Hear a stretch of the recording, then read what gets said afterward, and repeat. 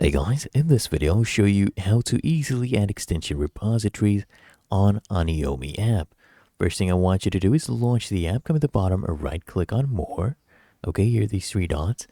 And then I want you to come here and just scroll down until you see settings, click on settings, and then scroll down again until you see right here browse. Click on browse and you can click on this one, anime extension repos.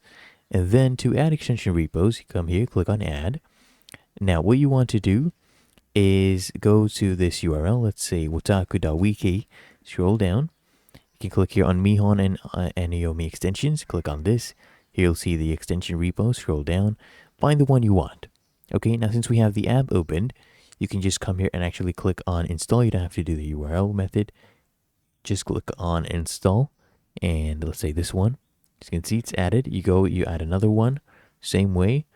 They have been added, and you can go back and just use them right here. You can see them in a browse, right? You can come your anime extensions. You can even get manga ones, but it's really that easy. So if you found this helpful, make sure you smash that like button and subscribe to App Mentor.